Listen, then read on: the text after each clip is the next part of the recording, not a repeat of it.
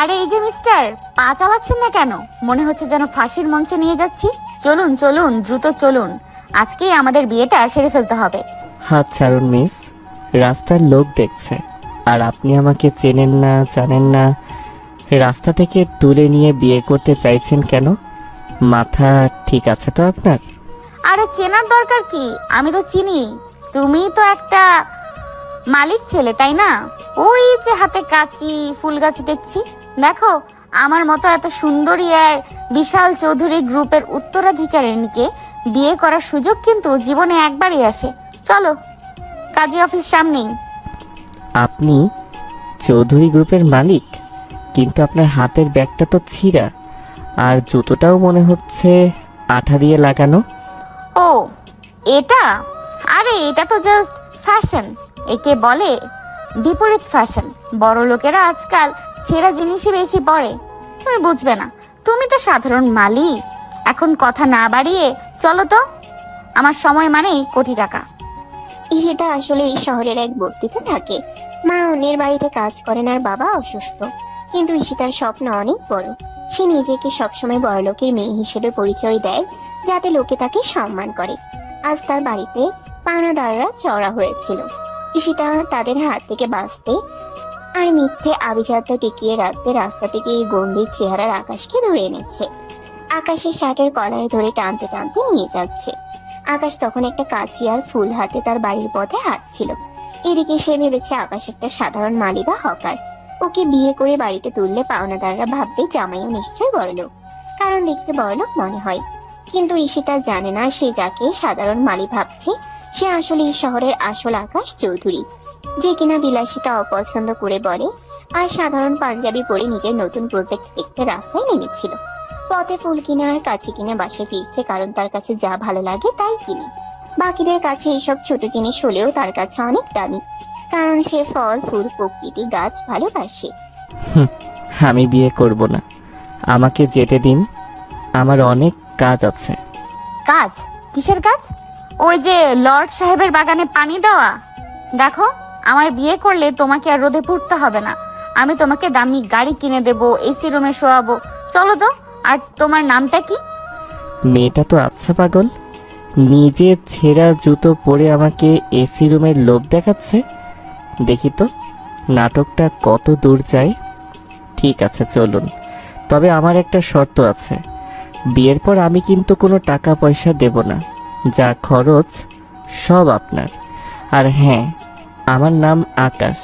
ঈশিতা মনে মনে বলে, হায় রে, আমার নিজের পকেটেই 10 টাকা নেই, আর এখন এই ড্যাম কেয়ার বরকে খাবো কি দিয়ে? আরে টাকার অভাব নাকি আমার? সাতকুলে কেউ নেই, সব সম্পত্তি তো আমারই। চলো তো, আগে কবুল বলে নেই। ঈশিতা আকাশকে হি হি করে টেনে কাজী অফিসে নিয়ে গেল।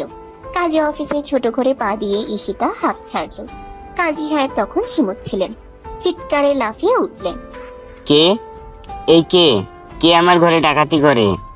ওরে বুড়ো টাকলা কাজী সাহেব, আপনার ক্লায়েন্ট ডাকাত না।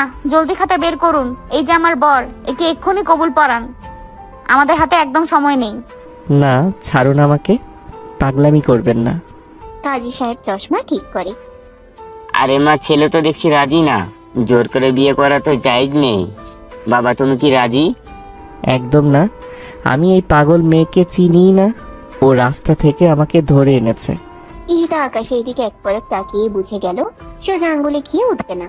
সে হঠাৎ নাটকীয় ভাবে ঠুকরে কেঁদে উঠল। ওরে আমার কপাল, তুমি আমাকে পর করে দিলে। কাল যে বললে আমার সাথে না মরলে তোমার জীবন বৃথা, এখন বলছো চেনো না। ঠিক আছে, আমি আর বাঁচবো না। কাজ শেষ হওয়ার আগে ঈশিতা দ্রুত জানালার পাশে ঝুলে থাকা ধুলোবালি মাখা ময়লাটে নীল পর্দাটা খপ করে ধরলো।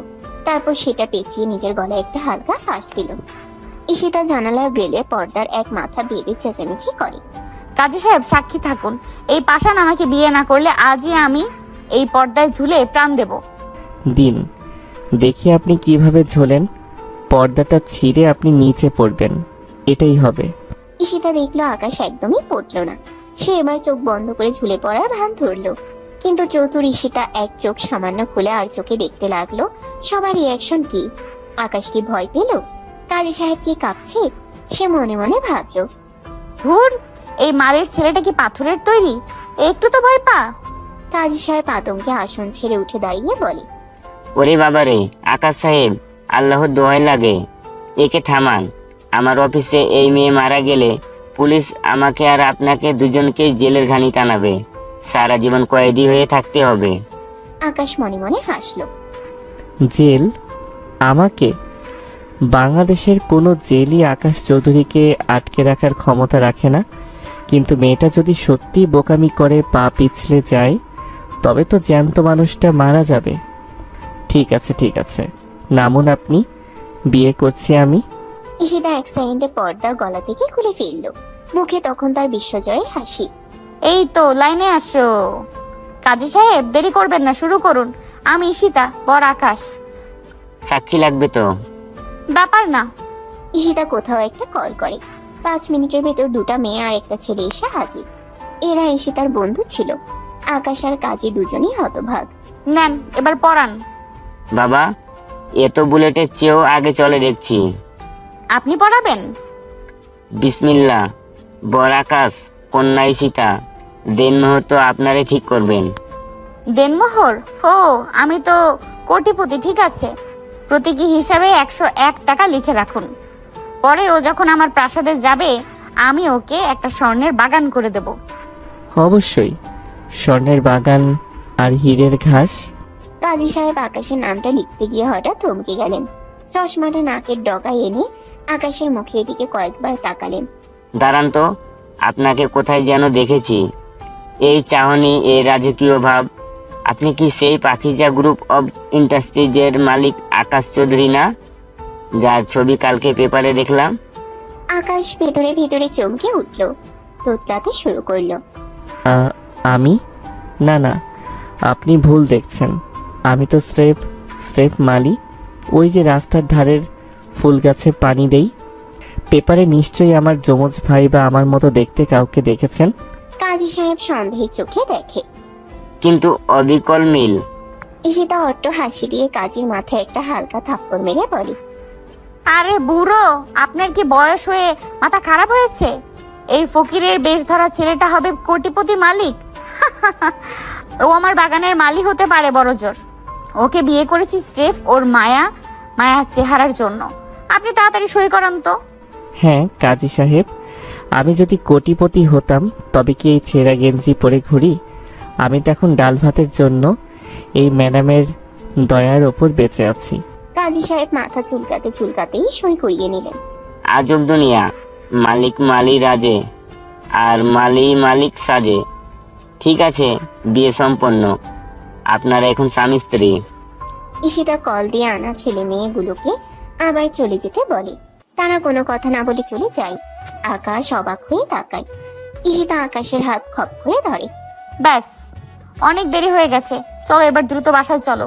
বাসর ঘর সাজাতে হবে তো, কাজ শুরু করতে হবে। আকাশ চোখ কপালে তুলে বলে, কিসের বাসর? বাসর কি আপনার ওই স্টোর রুমে হবে নাকি? ঈশিতা হি হি করে টানতে টানতে বলে, স্টোর রুম মানে?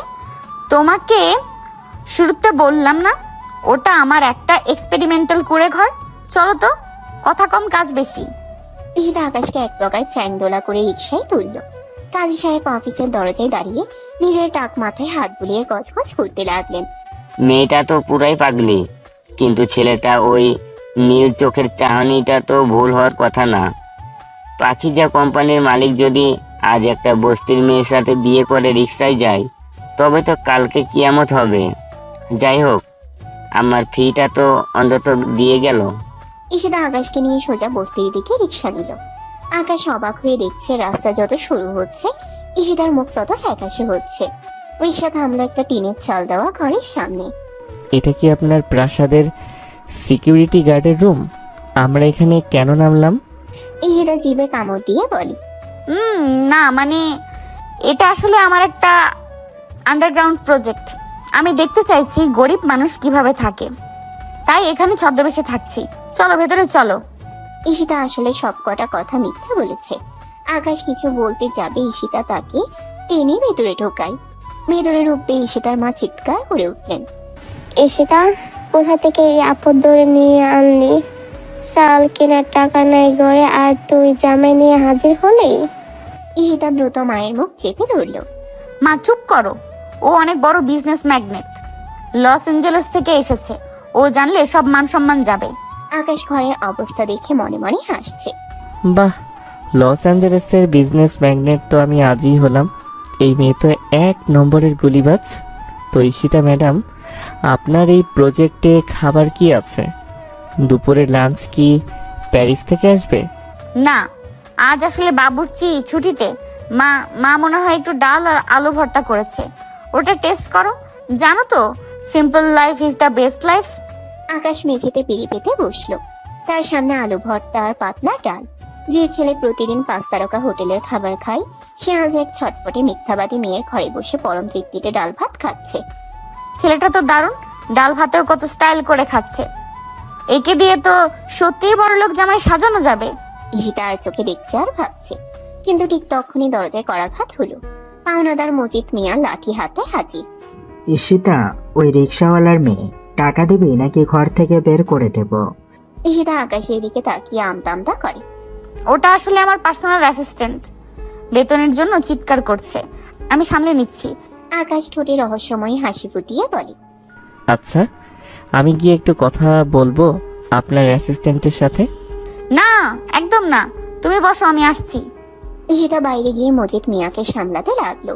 ওদিকে আকাশ তার পকেট থেকে দামি ফোনটা বের করে আরিয়ানকে, তার সেক্রেটারিকে কল দিল। হ্যালো আরিয়ান, শোনো, আমি এখন একটা বস্তিতে আছি। আজ থেকে আমার নতুন ঠিকানা এই টিনের প্রাসাদ। তুমি এখনই পাশের ডাস্টবিনের কাছে একটা ঝকঝকে কালো গাড়ি পাঠিয়ে দাও। আর হ্যাঁ, ড্রাইভার যেন বলে সে চৌধুরী সাহেবের মেয়েকে খুঁজতে এসেছে। খেলাটা এবার জমবে। আর বলবে যে ঈশিতাকে চৌধুরী সাহেব আজকে রাস্তায় দেখেছেন, তার মেয়ের মতো পুরো দেখতে। মেয়েটা তো হারিয়ে গেছে, তারা ভাবছে এটাই তার মেয়ে, তাই ঈশিতাকে তার কাছে নিতে চান। হারিয়ে যাওয়ার পর সাহেব শোকে পাথর হয়ে আছেন। আজ রাস্তায় ঈশিতাকে দেখে তিনি তাকে নিজের মেয়ে হিসেবে প্রাসাদে নিয়ে যেতে চান। ব্যাস, এইটুকু করলেই হবে, বাকিটা আমি দেখছি। আকাশ ফোন রেখে মুচকি হাসলো। ঈশিতা ম্যাডাম, আপনি তো চেয়েছিলেন আমাকে মালি সাজিয়ে পাওনাদার তাড়াতে। এবার দেখুন, আসল মালিক যখন আপনার দরজায় কড়া নাড়ে, তখন আপনি কোন দিকে পালান? ওদিকে ঘরের বাইরে তখন তুলকালাম কাণ্ড। মজিদ মিয়া তার লুঙ্গি সামলাতে সামলাতে চিৎকার করছে। ওই ঈশিতা, তোর বাপের চিকিৎসার নাম করে 5,000 টাকা নিলি। আজ 6 মাস পার হলো, টাকা দিবি নাকি তোর এই টিনের চাল খুলে নিয়ে যাব? তোর বাপ মরলো কিন্তু টাকা পেলাম না। আরে মজিদ চাচা, আপনি কি অন্ধ? ঘরে আমার নতুন বর এসেছে, দেখেননি? সে লস এঞ্জেলেস থেকে ডলারে ভর্তি সুটকেস নিয়ে এসেছে, কিন্তু সমস্যা হলো ওটা তো এখন কাস্টমসে আটকে আছে। একটু ধৈর্য ধরেন, ডলারগুলো ভাঙলেই আপনাকে আমি 5,000-এর জায়গায় 10,000 দেব। এখন সরুন তো, আমার বরের ডিনার করার সময় হয়েছে। ডলার? কাস্টমস? তুই কি আমাকে পাগল পাইছিস? তোর বর তো দেখলাম ছেঁড়া পাঞ্জাবি পরে বসে আছে। ওইটা তো ফ্যাশন চাচা, একে বলে মানি লাউডনেস ক্রিটিক্স। বড় লোকেরা আজকাল ফকিনি সাজে ঘুরে বেড়ায় যাতে ছিনতাই না হয়, আপনি বুঝবেন না। ঠিক সেই মুহূর্তে পুরো বস্তি কাঁপিয়ে এক বিকট হর্নের শব্দ শোনা গেল। ডাস্টবিনের পাশে সরু গলিতে একটা চকচকে কালো রোলস রয়েলস এসে থামলো। বস্তির মানুষ কোনোদিন এত বড় গাড়ি দেখেনি। সবাই হাঁপিত্তেশ করে তাকিয়ে আছে। গাড়ি থেকে স্যুট টাই পরা এক ড্রাইভার নামলো। তার হাতে বড় এক তোড়া লাল গোলাপ। ড্রাইভার আরিয়ানের লোক। হন্তদন্ত হয়ে ঈশিতার ঘরের সামনে এসে ধপাস করে মাটিতে বসে পড়লো। ঈশিতাকে দেখে এসে হাউমাউ করে কাঁদতে শুরু করলো। ওরে আমার মা জননী রে, আপনি এখানে কি করছেন? আপনি কি জানেন না আপনার জন্য চৌধুরী সাহেব না খাওয়া ছেড়ে দিয়েছেন? ঈশিতা একেবারে আকাশ থেকে পড়লো। হ্যাঁ, আপনি কে ভাই, আর কাঁদছেন কেন? আমি কি আপনার গরু মেরেছি? মা, আপনি কি চিনতে পারছেন না? আমি চৌধুরী সাহেবের ড্রাইভার। আমাদের সাহেবের একমাত্র মেয়ে ঠিক আপনার মতোই দেখতে ছিল। 3 বছর আগে সে এক দুর্ঘটনায় হারিয়ে যায়। আজ রাস্তায় আপনাকে দেখেই সাহেব চিনতে পেরেছেন। তিনি বলেছেন, যাও এই মেয়েটিকে আমার কাছে নিয়ে এসো। সেই আজ থেকে আমার হারানো মেয়ে, আমার রাজকন্যা। কি রে ঈশিতা, তুই কি সত্যি বড়লোকের হারানো মেয়ে?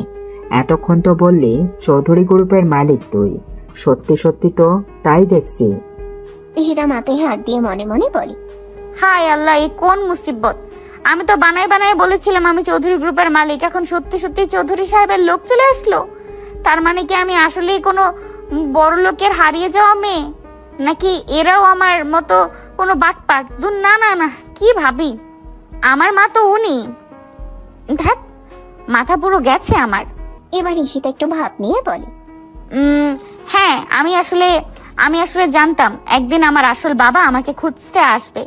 ড্রাইভার ভাই একটু দাঁড়ান, আমার বরের সাথে কথা বলে নেই। ঈশিতা ঝড়ের বেগে ঘরের ভিতরে ঢুকলো। দেখলো আকাশ তখনও নির্বিকার ভাবে আলু ভর্তা দিয়ে ভাত মাখছে। আকাশ, সর্বনাশ হয়েছে, বাইরে গাড়ি এসেছে, বলছে আমি তাদের মেয়ের মতো দেখতে। তারা ভেবেছিল আমি মারা গেছি, এখন আমাকে দেখে তারা আমাকে নিয়ে যেতে চায়। এখন কি হবে? মানে কি? আপনি তো কোটিপতি মেয়ে। হ্যাঁ, কিন্তু আমি তো হারিয়ে গেছিলাম অনেক আগে। আমিও রাগ করে যাইনি তাদের কাছে। আপনাকে তো তখন সব খুলে বলিনি, এখন বললাম। আর উনি আমার সৎমা, মানে আমাকে পাইছে। ঈশিতার মা ভেবাচেকা খায়।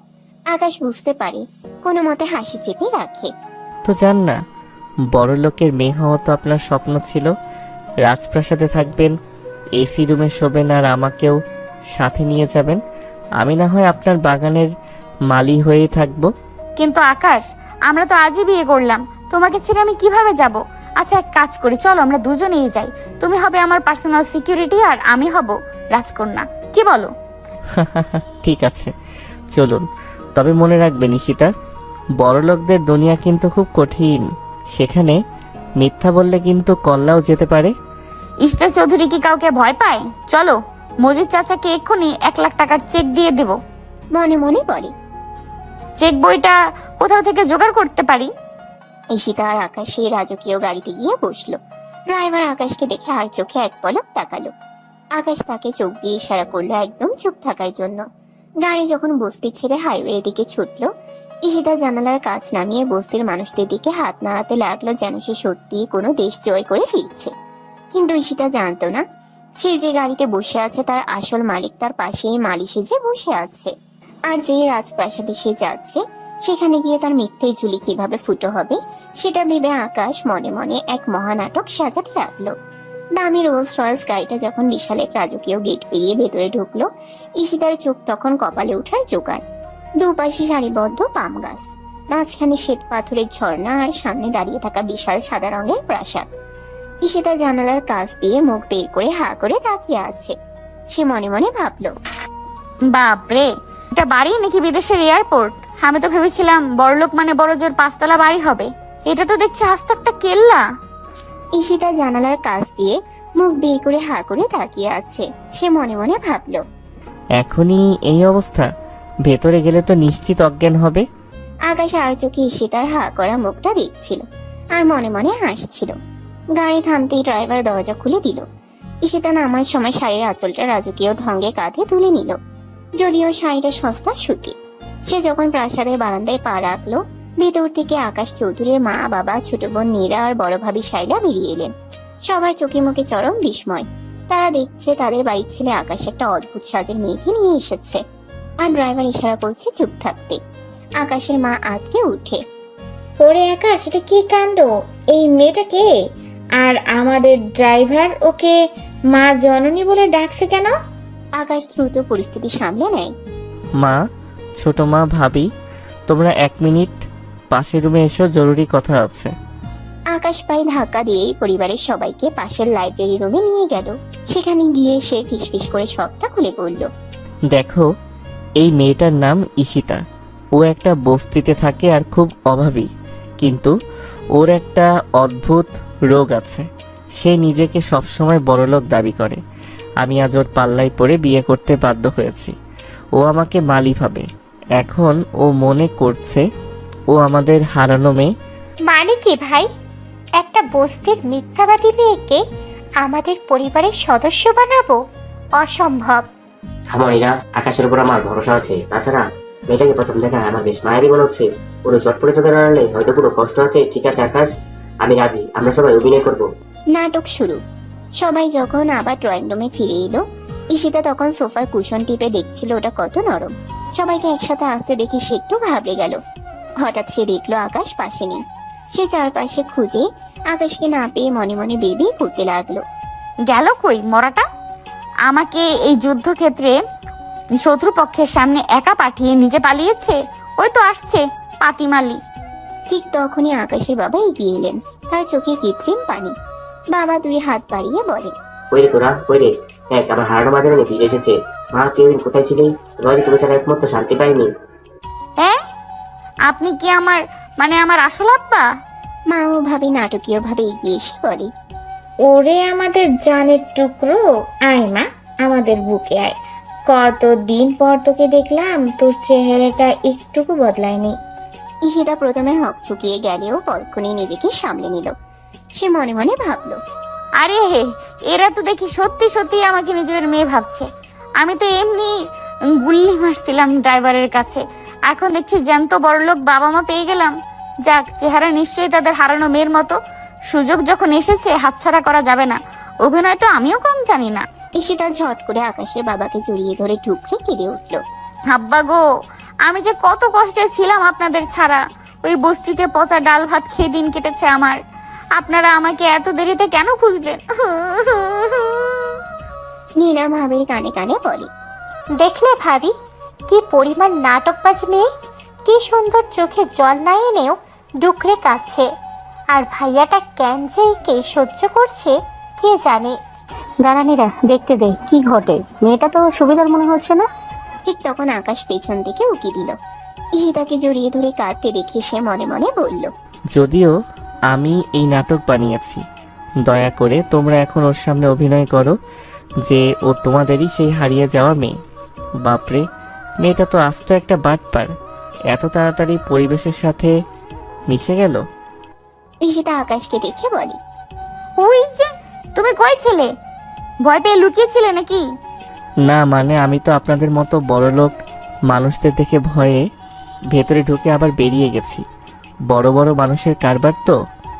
ঈশিতা সবার দিকে তাকিয়ে গম্ভীর গলায় বলে, শোনেন আব্বা আম্মা, এই ছেলেটা আমার নতুন সেক্রেটারি। আজ থেকে ও আমার সাথেই থাকবে, আমার সব কাজও সামলাবে। সেক্রেটারি? ভাইয়াকে সেক্রেটারি বানিয়ে দিয়েছে? মেয়েটার কি কি করবে কে জানে। আকাশ ঈশিতার কানের কাছে মুখ নিয়ে ফিসফিস করে, কি বলেন আপনি? আপনার বাবা মায়ের সামনে আমাকে আপনার চাকর বানাচ্ছেন? চুপ একদম। আপনার মতো মালিকের আমার বাবা মা কোনোদিন জামাই হিসেবে মেনে নেবে না। তাই আপাতত আপনি আমার সেক্রেটারি। যদি মুখ খোলেন তবে মজিদ মিয়ার কাছে ফেরত পাঠাবো।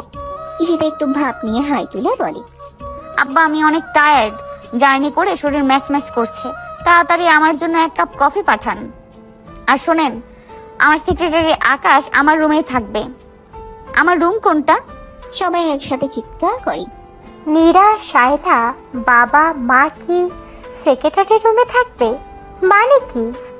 ঈশিতা অবাক হওয়ার ভান করে, কেন এত অবাক হওয়ার কি আছে? ছেলে মেয়ে কোনো ব্যাপার না। কাম অন ম্যান, এটা 2026 সাল। আধুনিক যুগে আমরা সবাই প্রফেশনাল।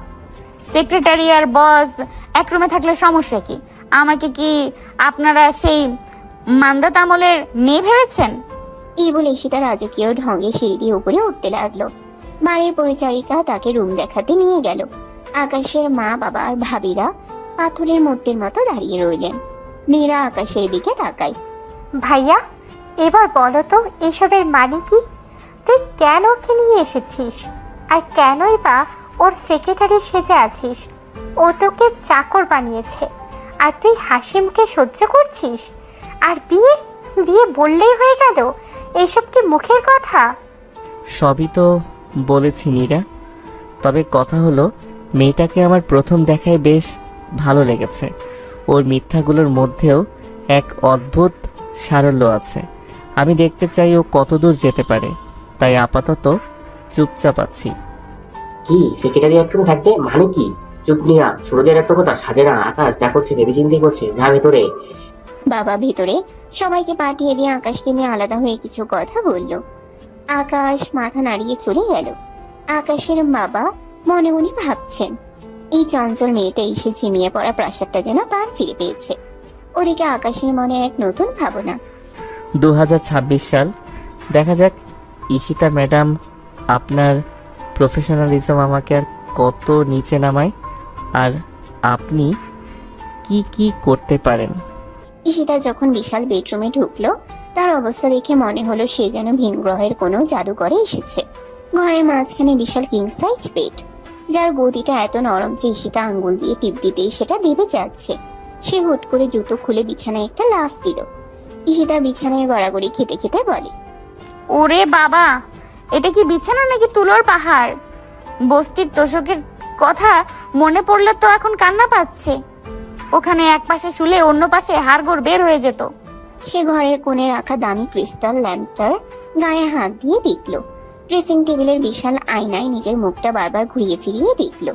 আলমারি খুলে দেখলো সেখানে থরে থরে সাজানো দামি সব শাড়ি আর পারফিউম। ঈশিতা উত্তেজনায় কাঁপছিল। সে মনে মনে বলল, ঈশিতা রে, তুই তো জাস্ট গুল মারতে চেয়েছিলি, এখন তো তুই আস্তে এক পরীর দেশের রানী হয়ে গেছিস। কিছুক্ষণ পর খাবারে ডাক এলো। ঈশিতাকে ডাইনিং টেবিলে নিয়ে যাওয়া হলো।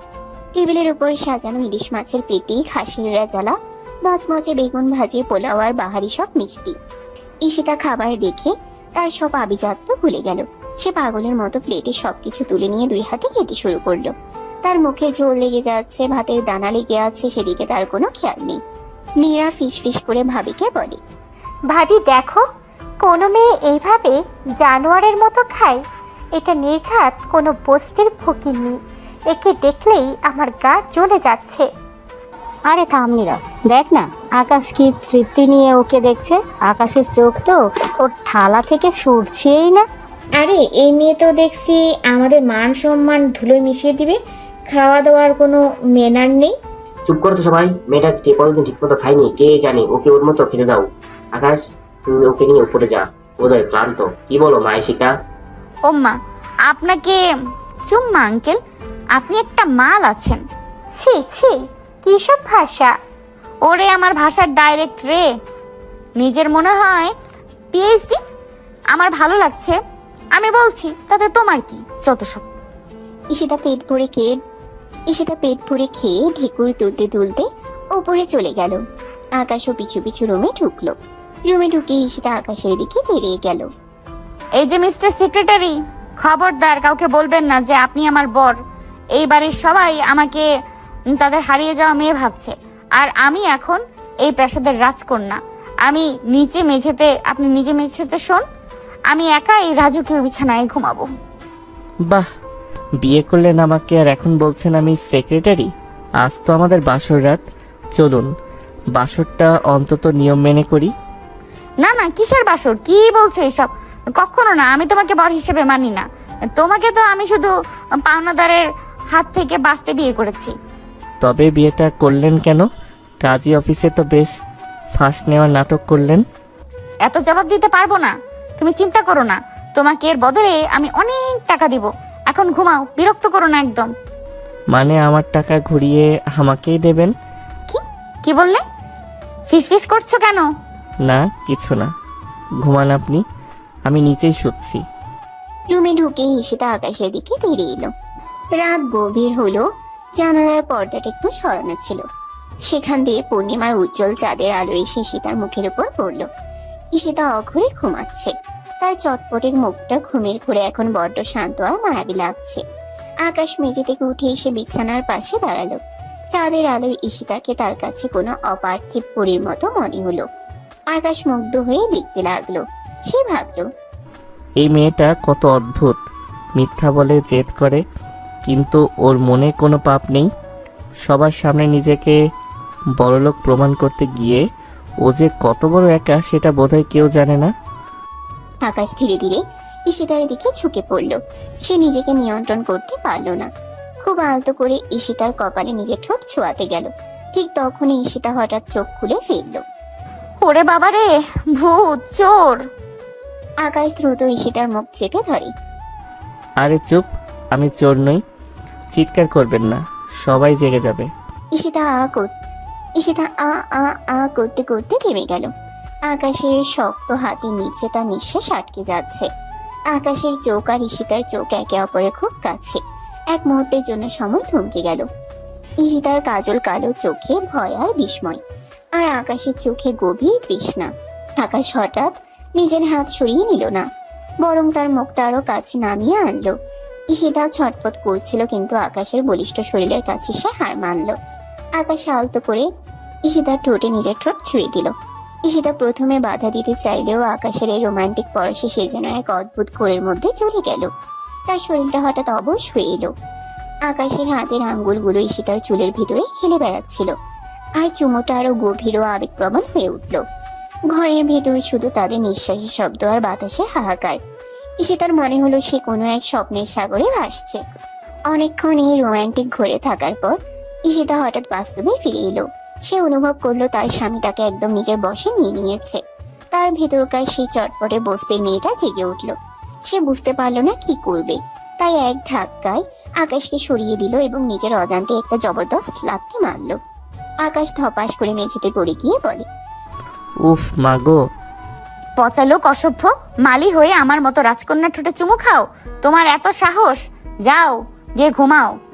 আকাশ কোমর মালিশ করতে করতে মেঝেতে শুয়ে পড়লো আর হাসতে লাগলো। বাপরে, রাজকন্যার লাথিতে তো আমার হাড়গোড় শেষ। তবে চুমুটা কিন্তু খারাপ ছিল না। ঈশিতা ম্যাডাম, চুপ! একটা কথা বললে কাল সকালে তোমাকে বরখাস্ত করব। আকাশ মেঝেতে শুয়ে মুচকি হাসতে লাগলো। সে জানে এই মেয়েটা মুখে যাই বলুক, তার হৃদয়ে আকাশের জন্য জায়গা তৈরি হয়ে যাবেই একদিন।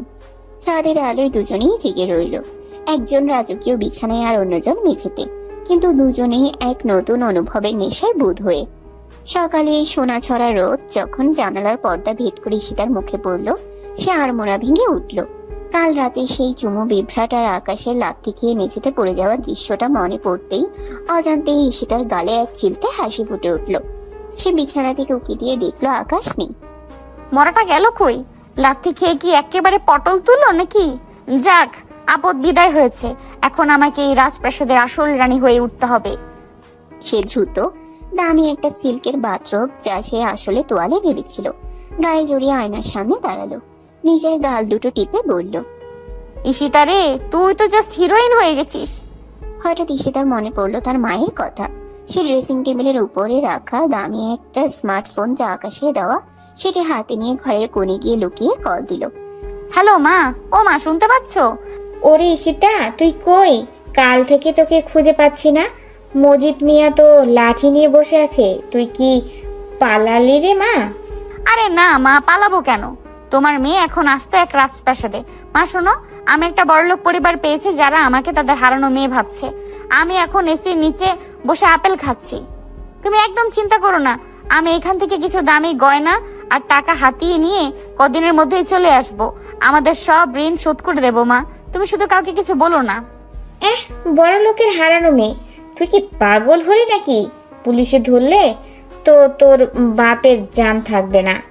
আরে মা, পুলিশ ধরবে কেন? আমি তো অভিনয় করছি। আর ওই যে আকাশ মালিটা আছে না, ওকেও সাথে নিয়ে এসেছি আমার সেক্রেটারি বানিয়ে। ও সব সামলে রাখছে। তুমি শুধু দোয়া করো মা, যেন ধরা না পড়ি। ঈশিতা ফোন রেখে ড্রয়িং রুমে নামলো। সেখানে সবাই নাস্তা করতে বসেছে। আকাশকে দেখা গেল একদম পরিপাটি হয়ে এক কোণে দাঁড়িয়ে আছে, যেন সে সত্যি এক অনুগত secretary. Good morning dad. Good morning mom. ঘুমে তো একদম শরীর ছেড়ে দিয়েছে। এই প্রাসাদের বিছানাগুলো বড্ড বেশি নরম। আমার ওই লস অ্যাঞ্জেলেসের বেডের মতো না। লস অ্যাঞ্জেলেস কি আবার? ওই বস্তিটা কি বলছো? কি নাম রে বাবা! তা ওগুলোর বেডগুলো পাথরের ছিল নাকি? কাল তো দেখলাম খাবারের উপর পঙ্গপালের মতো ঝাঁপিয়ে পড়লে। ও, ওটা আসলে এক ধরনের ডায়েট। একে বলে হার্ডকোর ইটিং থেরাপি। লস অ্যাঞ্জেলেসের বড় মডেলরা এটা করে। তোমরা বুঝবে না আকাশ। আমার কফি কোথায়? এই নিন ম্যাডাম আপনার ব্ল্যাক কফি, তবে চিনি একটু বেশি পড়ে গেছে। যেমনটা আপনি বস্তি লস অ্যাঞ্জেলেসে খেতে পছন্দ করতেন। বেশি কথা বলবে না আকাশ। তোমার কাজ হলো কফি দেওয়া, জ্ঞান দেওয়া নয়। নাস্তার পর আকাশের মা ঈশিতাকে তার রুমে ডাকলেন। তিনি ড্রয়ার থেকে দামি এক সেট হীরার হার বের করলেন। মারে, এটা তোর দাদির গহনা। তুই যখন হারিয়ে গিয়েছিলি তখন আমি এটা আলমারিতে তুলে রেখেছিলাম। আজ তুই ফিরে এসেছিস, এটা তুই পর। ঈশিতার হারটা দেখে চোখ জলজল করে উঠল। ওরে বাবা রে বাবা, এটা তো আসল হীরা। মা আপনি কত দয়ালু, এটা বিক্রি করলে মজিদ মিয়ার মতো 10 মজিদকে কিনে ফেলা যাবে। ঈশিতা হারটা হাতে নিয়ে আয়নার সামনে দাঁড়িয়ে পোজ দিতে লাগলো। সে ভাবলো এখনই এটা ব্যাগে ভরে পালাবে, কিন্তু তখনই আকাশ রুমে ঢুকলো। ম্যাম, চৌধুরী সাহেব আপনাকে নিচে ডাকছেন। এক বিশেষ মেহমান এসেছেন আপনাকে দেখতে। কে আবার এলো? আমার কিছু শান্তি নেই, হারটা নিয়ে নিচে যাচ্ছি। হি হি হি, যান যান, মজা বুঝবেন। যা নাটক সাজিয়েছি না। নিচে গিয়ে ঈশিতা দেখলো এক বয়স্ক ভদ্রলোক বসে আছেন। তিনি এই পরিবারের ফ্যামিলি ডক্টর। ডক্টর চশমা ঠিক করে বলে, মা, আমি শুনেছি তুমি ছোটবেলায় হারিয়ে যাওয়ার সময় তোমার বাপায় একটা লাল তিল ছিল।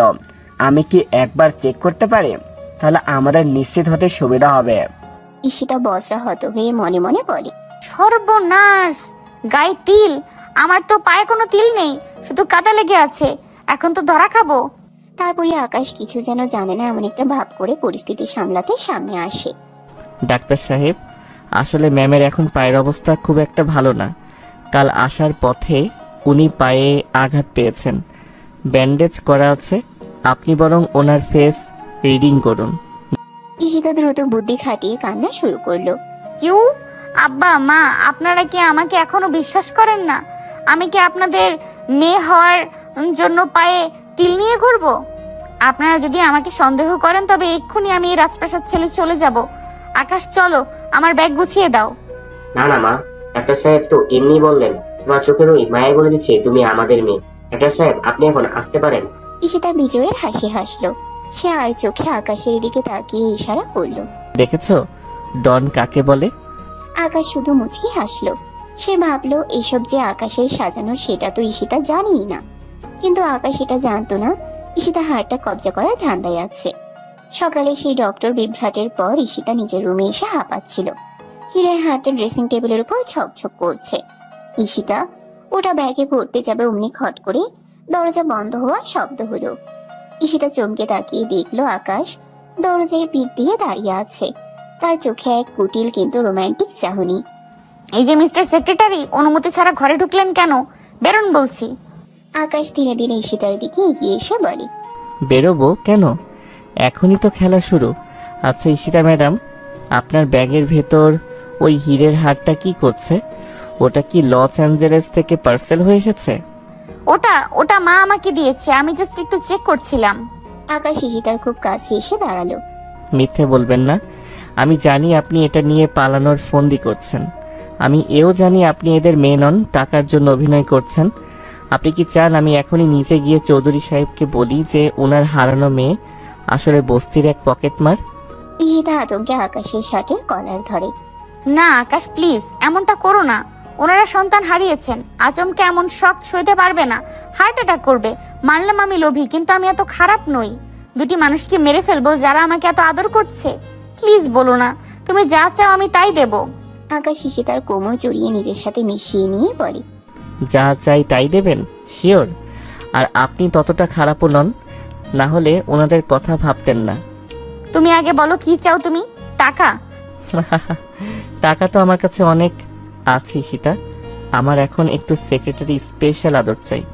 কাল রাতে আপনি আমাকে লাথি মেরেছিলেন, আজ তার শোধ নেব। যদি আপনি আমাকে খুশি করতে পারেন তবেই আমি মুখ বন্ধ রাখবো, আর না হলে ওই যে নীরা নিচেই আছে। ঈশিতা দেখলো সে বাঘের খাঁচায় বন্দি। আকাশ তাকে ব্ল্যাকমেইল করছে। আকাশ ঈশিতাকে পাজা কোলা করে তুলে নিয়ে বিছানায় ফেললো। ঈশিতা চিৎকার করতে চাইলো, কিন্তু আকাশ তার মুখটা নিজের বলিষ্ঠ হাত দিয়ে চেপে ধরলো। আকাশ কানের কাছে ফিসফিস করে বলে, চিৎকার করলে কিন্তু নীরা ঘরে চলে আসবে। তখন কিন্তু আপনার রাজপ্রাসাদ তাসের ঘরের মতো ভেঙে পড়বে।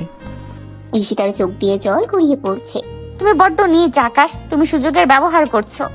আকাশ ঈশিতার ঘাড়ে নিজের মুখ ডুবিয়ে দিয়ে বলে, আমি তো আপনার বর ঈশিতা, বরের হক আদায় করছি। আকাশ ঈশিতাকে ছাড়লো না। সে জবরদস্তি করে ঈশিতার কপালে, গালে আর ঘাড়ে এলো পাথারি চুমু খেতে লাগলো। ঈশিতা প্রথমে বাধা দিচ্ছিল, তার হাত পা ছুটছিল, কিন্তু আকাশের এই জোর করে রোম্যান্স করা তাকে ধীরে ধীরে অবশ করে দিচ্ছিল। আকাশের ঠোঁটের উষ্ণতা যখন ঈশিতার ঠোঁটে এসে লাগলো, ঈশিতা এক মুহূর্তের জন্য সব ভুলে গেল। আকাশ তাকে জড়িয়ে ধরে নিবিড় ভাবে আদর করতে লাগলো। ঈশিতার মনে হচ্ছিল সে আগুনের সাগরে ডুব দিচ্ছে। আকাশের হাতের ছোঁয়ায় ঈশিতার সারা শরীরে বিদ্যুৎ খেলে যাচ্ছিল। অনেকক্ষণই জবরদস্তি প্রেমের পর আকাশ সরে এলো। ঈশিতা তখন এলিয়ে পড়ে আছে বিছানায়। তার শাড়ির আঁচল এলোমেলো, চোখে হাড়ের নেশা আর ঠোঁটে আকাশের আদরের চিহ্ন। আকাশ শার্টের হাতা ঠিক করতে করতে বলল, বাহ, রাজকন্যার তেজ তো কমলো দেখছি। এখন আপনি আপনার কাজ করুন, আমি নিচেই আছি, তবে পালানোর চেষ্টা করবেন না যেন। আকাশ রুম থেকে বের হতেই ঈশিতার ভেতরে জেদটা মাথাচাড়া দিয়ে উঠল। সে ভাবল, আকাশ আমাকে ব্ল্যাকমেল করে আদর নেবে? আমাকে এত ছোট ভাবলো ও? এই প্রাসাদে থাকলে আমি ওর হাতের পুতুল হয়ে যাব। তার চেয়ে বরং হারটা নিয়ে পালিয়ে গিয়ে ঋণ শোধ করি। ঈশিতা দ্রুত হীরের হারটা তার পুরনো কাপড়ের ব্যাগে ভরল। তারপর জানালা দিয়ে দেখলো গার্ডরা অন্যদিকে তাকিয়ে আছে। সে শাড়িটা কোমরে গুজে পাইপ বেয়ে নিচে নেমে এলো।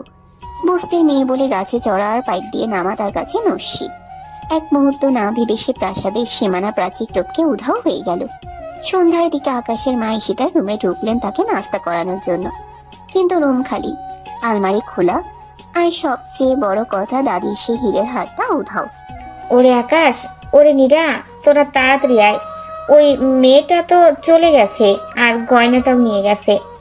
আমি বলেছিলাম না ভাইয়া, ওই মেয়েটা একটা চোর। দেখলে তো, হারটা নিয়ে কেটে পড়েছে। এখন পুলিশ ডাকো। তুমি কেন হার দিতে গিয়েছিলে? আকাশের বউ আমার মেয়ের মতোই তো, হোক না যেভাবে বিয়ে, কত মিষ্টি একটা মেয়ে, তাই দিয়েছিলাম। কিন্তু কে জানতো? হায় আল্লাহ, আমি তো আকাশের বউ দেখে ওকে নিজের মেয়ের মতো আপন করে নিয়েছিলাম। আমি কিন্তু নাটক করিনি, ও আমার সাথে এমন বেইমানি করলো। পুরো বাড়িতে তখন হাহাকার। সবাই ভাবছে ঈশিতা কত বড় প্রতারক। কিন্তু অদ্ভুত ব্যাপার হলো আকাশ কোনো উত্তেজিত আচরণই করছে না।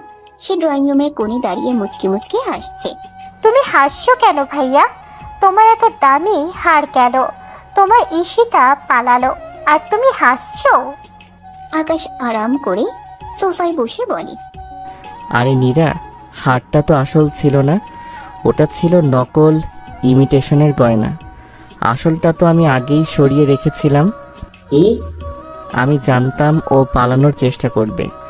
ও পালিয়েছে মানে ও বুঝতে পেরেছে যে আমি ওকে চিনি, কিন্তু ও জানে না যে ও যেখানেই যাক ও আমার রাডার থেকে বের হতে পারবে না। আর শোনো মা, হার নিয়ে ও বেশি দূরে যেতে পারবে না। ও এখন সোজা ওর বস্তিতে যাবে মজিদ মিয়ার ঋণ শোধ করতে, আর সেখানেই শুরু হবে আমাদের নাটকের ক্লাইম্যাক্স। আমি আসলে জানতে চাই ও কেন করছে এসব। ঈশিতা তখন হাঁপাতে হাঁপাতে বস্তিতে এসে পৌঁছেছে। সে ব্যাগ থেকে হারটা বের করে মজিদ মিয়াকে ডাকলো। এই যে মজিদ চাচা, আপনার সব টাকা নিয়ে নিন। এই হীরের হারটা রাখুন, এটা কয়েক লাখ টাকার। আমাদের মুক্তি দিন। মজিদ মিয়া হারটা দাঁত দিয়ে কামড়ে দেখে। আরে এই স্যামরি, এটা তো পিতলের উপর পানি দেওয়া, তুই আমাকে ভাওতা দিচ্ছিস? ধর এটা। কি নকল হার? আকাশ কি তবে আগে থেকেই জানতো? ঠিক তখনই বস্তির গলিতে দামি গাড়ির হেডলাইটের আলো পড়লো। গাড়ি থেকে আকাশ নামলো, তবে আজ আর মালের পোশাকে নয়, হীরের বোতাম লাগানো সিল্কের পাঞ্জাবি পরে। আকাশের পেছনে দাঁড়িয়ে আছে পুলিশ আর তার সেক্রেটারি আরিয়ান। ঈশিতা ম্যাডাম, আপনার রাজকীয় যাত্রা তো খুব দ্রুত শেষ হয়ে গেল। নকল হার দিয়ে কি আর আসল ঋণ শোধ হয়? ঈশিতা আকাশের দিকে তাকিয়ে অবাক হয়ে গেল। আকাশ, তুমি তুমি এত দামি পোশাকে কেন? কারণ আমি আসল আকাশ চৌধুরী, আপনার সেই পাখিজা গ্রুপের মালিক। এখন চলো বউ আমার, চুরির দায়ে না হলেও আমার সাথে থাকার দায়ে তোমাকে তো এখন জেলে যেতেই হবে। ঈশিতা আকাশের এই রূপ দেখে পাথর হয়ে গেল। সে বুঝতে পারলো সে যাকে শিকার ভেবেছিল সে আসলে নিজে এক শিকারীর জালে ধরা পড়েছে। আকাশ মুচকি হাসলো আর ঈশিতার হাতটা শক্ত করে ধরলো। বস্তির ধুলোবালির মধ্যে দাঁড়িয়ে শুরু হলো তাদের নতুন এক লুকোচুরি জীবনের সমাপ্তি আর আসল প্রেমের শুরু। আকাশ বস্তিতে আসার পর চারিদিকে বস্তির উৎসুক মানুষের ভিড় লেগে যায়। আর মাঝখানে দাঁড়িয়ে থাকা আকাশ চৌধুরী, শহরের সবচেয়ে বড় কোটিপতি। ঈশিতা যখন জানতে পারলো এই মালি আকাশে আসলে সেই কোটিপতি আকাশ চৌধুরী এবং তাকে চুরির দায়ে পাকড়াও করতে সে পুলিশ নিয়ে হাজির হয়েছে, তখন ভয়ে কুকড়ে যাওয়ার বদলে ঈশিতার মাথায় জেদ চেপে বসলো। সে বুঝতে পারলো সে এক বিশাল ফাঁদে পড়েছে, কিন্তু দমে যাওয়ার পাত্রী সে নয়। ঈশিতা নিজের দোষ ঢাকতে তখন চিৎকার করে তুই তুকারি শুরু করলো। ওরে বাটপার, ওরে চোর, তুই এত বড় জালিয়াতি করলি আমার সাথে। তুই আমার ঘরে ঢুকে মালি সেজে আমার মায়ের হাতের ডাল ভাত খেয়ে এখন বড় সাহেব সেজেছিস। তুই না বললি তুই লর্ড সাহেবের বাগানে পানি দিস? এখন পুলিশ নিয়ে এসেছিস আমাকে ভয় দেখাতে? ছাড় আমাকে, আমি কোথাও যাব না তোর সাথে। খবরদার আমার গায়ে হাত দিবি না। আরিয়ান দেখলো ঈশিতা কোনোভাবেই নিয়ন্ত্রণে আসছে না। সে একটু রেগে ঈশিতার দিকে এগিয়ে গেল এবং পকেট থেকে একটা প্লাস্টিকের গান, যা সে ভয় দেখানোর জন্য এনেছিল, বের করতে চাইলো। সে ভেবেছিল একটু ধমক দিলে হয়তো এই ছটফটে মেয়েটা শান্ত হবে, কিন্তু আকাশ সঙ্গে সঙ্গে ইশারা করে আরিয়ানকে থামিয়ে দিল। খবরদার আরিয়ান, অত কঠিন হওয়ার প্রয়োজন নেই। জানো না, এই যে নরম ফুলগুলো দেখছো, এদের এইভাবে জোর করে ছিঁড়তে নেই। এদের বড্ড আলতো করে তুলে নিতে হয়, আদর দিয়ে নাড়া দিতে হয়। এই কথা শেষ হতে না হতেই আকাশ এক ঝটকায় ঈশিতাকে পাজা কোলা করে কোলে তুলে নিল। ঈশিতা আকাশ থেকে পড়ার মতো অবস্থা। সে একদম ছোট বাচ্চাদের মতো অদ্ভুত কাণ্ড শুরু করলো। সে আকাশের চওড়া বুকে ছোট ছোট কেল ঘুষে মারতে লাগলো, শূন্যে পা ছুটতে লাগলো আর কান্নাকাটি শুরু করলো। ওরে বাবা রে, আমাকে কিডন্যাপ করছে। ও মা, দেখো তোমার মেয়েকে এই বান্দরটা চুরি করে নিয়ে যাচ্ছে। ছাড় বলছি। তুই আমাকে নামাচ্ছিস না কেন? তোর হাড় গোড় আজ আমি গুঁড়ো করে দেব। ওরে কে আছিস? আমাকে বাঁচা। বস্তির লোকজন আর ঈশিতার মা পাথর হয়ে তাকিয়ে আছেন। ঈশিতার মা কান্নাকাটি করে আকাশের পথ আগলে ধরতে চাইলেন। আকাশ তখন খুব নিচু স্বরে কিন্তু অত্যন্ত ভদ্রভাবে বলল, আম্মা, আপনি একদম চিন্তা করবেন না। ও আমার আইনত বিবাহিত স্ত্রী। স্বামীর কাছেই ও পৃথিবীতে সবচেয়ে নিরাপদ থাকবে। আপনি বরং আমাদের দোয়া করুন, ওর সব দায়িত্ব এখন আমার। ঈশিতা আকাশের কোলে ঝুলে থেকেই চিৎকার করে, কিসের বউ? কে তোর বউ? ওই ময়লা পর্দা দিয়ে ফাঁস নেওয়ার নাটক কি বিয়ে নাকি? তুই আমার বর্ণস, তুই একটা ডাকাত। ছাড় বলছি, তোকে আমি ডিভোর্স করে দেব। কিন্তু আকাশ কোনো কথাই কান দিল না। সে ঈশিতাকে নিয়ে সোজা গাড়ির কাছে গেল এবং জোর করে তাকে পেছনের সিটে বসিয়ে দিল। গাড়ি যখন স্টার্ট নিল, ঈশিতা কাঁচ পিটিয়ে গালিগালাজ করতে লাগলো, কিন্তু আকাশ শুধু মুচকি হাসলো। তার চোখে তখন এক বিজয়ী বীরের তৃপ্তি। চৌধুরী ভিলার বিশাল ড্রয়িং রুমে এখন ভিনপদ নীরবতা।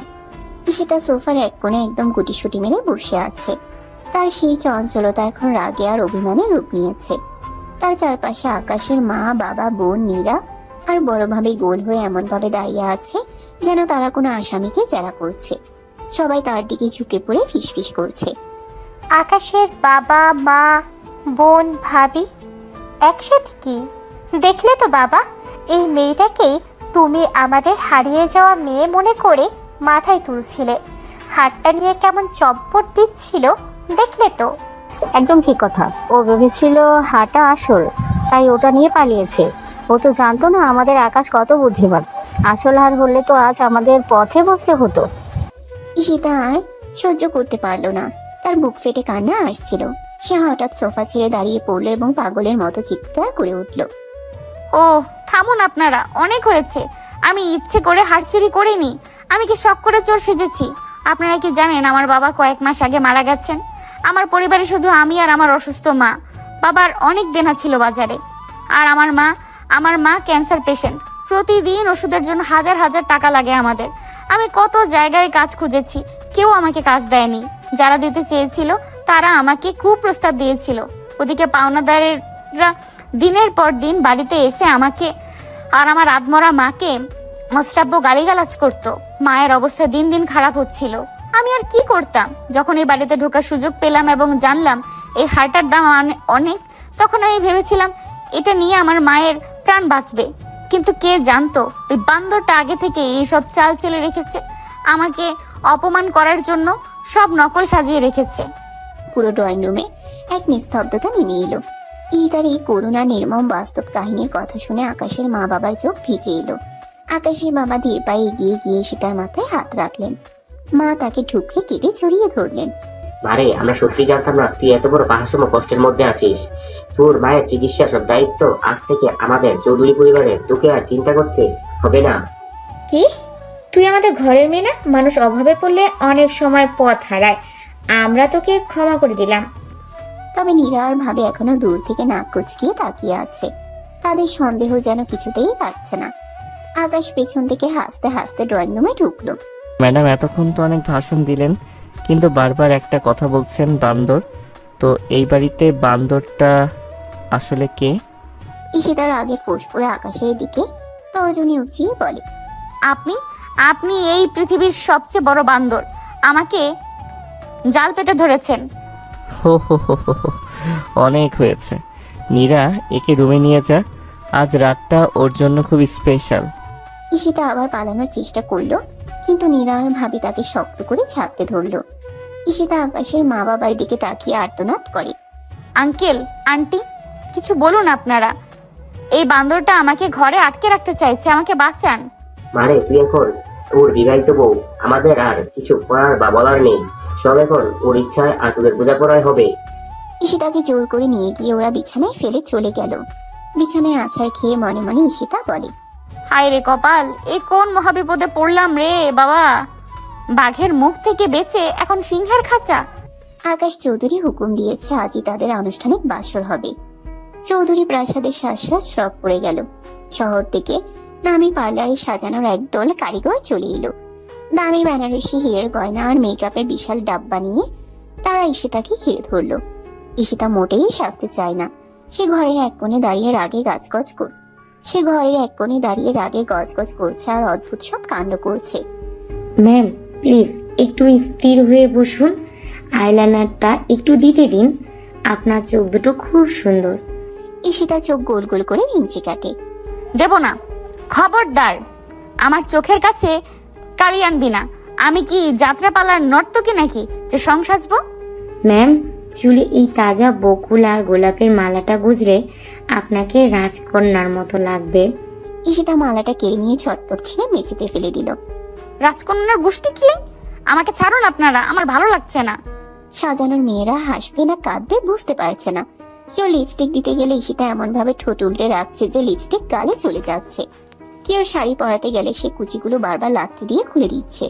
শেষ পর্যন্ত অনেক অনুনয় বিনয় আর ধস্তাধস্তির পর তাকে লাল টকটকে বেনারসি আর আসল হীরের গয়নায় মুড়িয়ে এক অপূর্ব সুন্দরী কণে সাজানো হলো। ঈশিতার সেই চটপটে চেহারায় যখন আভিজাত্যের সাজ পড়লো, তখন তাকে সত্যি কোনো স্বর্গের অপ্সরার মতো লাগছিল।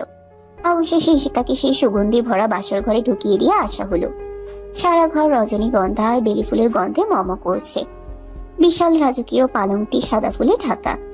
ঈশিতা গাল ফুলিয়ে বিছানার মাঝখানে গিয়ে ধপ করে বসলো। তার মাথায় তখন হাজারো শয়তানি বুদ্ধি ঘুরপাক খাচ্ছে। সে তার হাতের কাছে থাকা মুঠো মুঠো ফুল ছিঁড়তে শুরু করলো। ঈশিতা দাঁত দিয়ে একটা টকটকে লাল গোলাপের পাপড়ি ছিঁড়তে ছিঁড়তে বিড়বিড় করে, আজ আয় তুই বেটা বান্দর, আজ তোর এমন বাসর করাবো যে জীবনে কোনো দিন বাসর করার নাম মুখে আনবি না। আমাকে মালিশে যে ধোকা দেওয়া, আমাকে কোলে তুলে আনা, আজ তোর কপালে দুঃখ আছে। সে হঠাৎ বিছানা থেকে উঠে ঘরের কোণে রাখা একটা ভারী পিতলের ফ্লাওয়ার ভাস লুকিয়ে বালিশের নিচে রাখলো। সে মনে মনে আকাশের জন্য এক বিশাল রণক্ষেত্র প্রস্তুত করতে লাগলো। ঘরের নিস্তব্ধতায় তখন শুধু ঈশিতার ফুল ছেঁড়ার খসখস শব্দ আর রাগী নিঃশ্বাসের আওয়াজ শোনা যাচ্ছিল। সে উত্তেজনায় কাঁপছে। কখন সে বান্দর বরটা দরজা খুলে ঘরে ঢুকবে আর সে তার যুদ্ধ ঘোষণা করবে।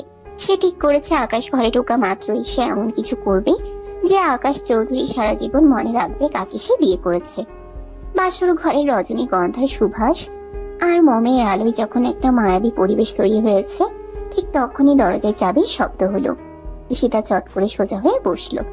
তার চোখ দুটো রাগে চলছে। সে হাতের কাছে যা পেল, ফুলের টব, বালিশ, এমনকি নিজের জুতো জোড়াও রেডি করে রাখলো। ও যে বজ্জারটা ঢুকছে, দাঁড়া, আজ তোকে দেখাচ্ছি মজা। চৌধুরী বাড়ির বড় সাহেব হওয়া আজ তোর ছুটিয়ে দিচ্ছি। আমার উপর কর্তাগিরি চলবে না সোনা, আমার নাম ঈশিতা। দরজা খুলতেই আকাশ ঘরে ঢুকলো। পরনে সিল্কের দামি পাজামা পাঞ্জাবি, মুখে সেই পরিচিত রহস্যময় হাসি। কিন্তু সে কিছু বলার আগেই ঈশিতা শুরু করলো তার আক্রমণ। এই নে, এটা তোর মালিশ সাজার জন্য। বলেই একটা পানির বোতল ছুঁড়ে মারলো। আকাশ হাত দিয়ে ঠেকিয়ে বলে, আরে করছো কি? পাগলামি থামাও ঈশিতা। থামবো না, একদম থামবো না। আমাকে জোর করে বিয়ে করা, আমাকে বস্তি থেকে তুলে আনা। ঈশিতাকে তুই চিনিস? নে এবার মজা বুঝ বাসর করার মজা, তোরা সব বের করে দেব। ঈশিতা এবার বালিশের নিচে রাখা সেই ভারী ফ্লাওয়ার ভাসটা ছুঁড়ে মারলো। আকাশ সরে যেতে চাইছিল, কিন্তু ভাসটা গিয়ে সোজা তার কপালে লাগলো। ঠাস করে একটা শব্দ হলো। আকাশের কপাল ফেটে গল গল করে রক্ত বের হতে লাগলো। ঈশিতা থমকে গেল, তার হাত দুটো কাঁপতে লাগলো। সে ভাবেনি সত্যি লেগে যাবে, কিন্তু আকাশ সে যন্ত্রণায় চিৎকার করার বদলে শান্তভাবে দাঁড়িয়ে রইল। হাত দিয়ে কপাল থেকে গড়িয়ে পড়া রক্তটুকু মুছে সে ঈশিতার দিকে তাকিয়ে এক অদ্ভুত মায়াবী হাসি হাসলো। কপালটা ফাটলে মন্দ কি? এই রক্তটুকু দিয়ে যদি তোমার প্রতি আমার অধিকার আরো গাঢ় হয়, তবে আমার জান দিতেও কোনো সমস্যা নেই ঈশিতা। এই রক্তটুকু তোমার প্রতি আমার ভালোবাসার মোহর হয়ে থাকলো। কি কি ছেঁচড়ে রে বাবা, কপাল ফেটে রক্ত বেরোচ্ছে আর উনি রোমান্টিক ডায়লগ মারছেন। কিন্তু এই লোকটা আমার জন্য এত পাগল কেন? আমার ভেতর কি এমন আছে? আমি তো একটা চোর, আমি তো গরিব, অথচ ও এই শহরের রাজা। আকাশ ধীরে ধীরে ঈশিতার দিকে এগোতে লাগলো। ঈশিতা ভয় পেয়ে পাশ থেকে একটা ফলের ছুরি তুলে নিল। খবরদার, আর এক পাও এগোলে কিন্তু খবর আছে, একদম গেঁথে দেবো পেটে। আস্তে কু, অত রাগ করলে রাজকন্যাদের মানায় না। আকাশ চোখের পলকে ঈশিতার হাত থেকে ছুরিটা কেড়ে নিয়ে দূরে ফেলে দিল। ঈশিতা কিছু বুঝে ওঠার আগে আকাশ তাকে এক ঝটকায় নিজের বুকের সাথে ঝাপটে ধরলো। ঈশিতার হাত দুটো পিঠের পেছনে নিয়ে শক্ত করে ধরে সে ঈশিতার কানের কাছে মুখ নিয়ে এলো। কতক্ষণ পালাবে ঈশিতা? সারা জীবন তো এই বুকেই মাথা রাখতে হবে। এই যে এত রাগ করছো, এত মারছো, সবই কি শুধু ঘৃণা, নাকি ভেতরে ভেতরে এক ফোঁটা ভালোবাসা লুকিয়ে রেখেছো? ছাড় ছাড় বলছি, তোর কোনো ডায়লগ আমি শুনবো না। তুই একটা জাদুকর, তুই একটা ডাকাত। আকাশ ঈশিতাকে প্রায় পাজাকুলা করে বিছানায় শুয়ে দিল। বাসর ঘরে সেই বিছানায় ফুলের পাপড়িগুলো তখন তাদের দুজনের গায়ের চাপে পিষ্ট হচ্ছে। আকাশ ঈশিতার খুব কাছাকাছি এলো, তার নিঃশ্বাস ঈশিতার গালে লাগছে। ঈশিতা ভয়ে চোখ বন্ধ করে জোরে জোরে শ্বাস নিতে লাগলো। সে ভাবলো আজ আর মুক্তি নেই, আকাশ নিশ্চয়ই তার উপর জোর খাটাবে। কিন্তু আকাশ সরে এলো। সে ঈশিতাকে ছেড়ে দিয়ে উঠে দাঁড়ালো এবং মুচকি হাসলো। না, আমি আর জোর করব না ঈশিতা। জোর করে শরীর পাওয়া যায়, মন নয়। আমি অপেক্ষা করব যেদিন তুমি নিজের ইচ্ছেই আমার কাছে আসবে, আমাকে মন থেকে ভালোবাসবে, সেদিনই আমি তোমার কাছে যাব। তার আগে আমি তোমার জন্য স্রেফ একজন বন্ধু হয়ে থাকব। এই বলে আকাশ শান্তভাবে গিয়ে ঘরের কোণে থাকা সোফাটায় শুয়ে পড়লো এবং বালিশ টেনে চোখ বন্ধ করলো। ঈশিতা বিছানায় বসে হা করে তাকিয়ে রইলো। তার মাথায় তখন হাজারো চিন্তা। এটা কি লোকটা সত্যিকারের ভালোবাসা, নাকি আমি সুন্দরী বলে মোহ? আমি তো গরিব, ও কেন ভালোবাসবে? ও কি আমাকে কোনো দাবার চাল হিসেবে ব্যবহার করছে? এইসব ভাবতে ভাবতে তার আর ঘুম আসে না। রাত তখন প্রায় 2:30। সারা বাড়ি নিস্তব্ধ।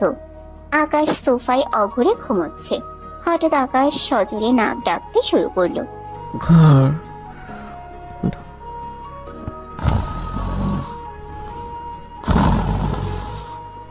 ঈশিতা এমনিতে খুব সাহসী মেয়ে, কিন্তু মাঝরাতে এই অদ্ভুত আওয়াজে সে ভয় পেয়ে গেল। ঘরের কোণে ছায়া দেখে তার মনে হলো কেউ দাঁড়িয়ে আছে। সে ভয়ে কাঁপতে কাঁপতে বিছানা থেকে নেমে সোজা আকাশের কাছে গেল। কোনো কিছু না ভেবে সে আকাশকে জড়িয়ে ধরলো। এই যে মালি সাহেব, আকাশ, এই আকাশ উঠুন, কে যেন ডাকছে, ভয় লাগছে আমার। আকাশ ঘুমের ঘুরে ঈশিতাকে পরম মমতায় জড়িয়ে ধরলো এবং বুকের সাথে আরো ঝাপটে ধরলো। সে ঘুমের মধ্যে বিড়বিড় করে বলতে লাগলো, I love you Ishita, please আমাকে ছেড়ে যেও না।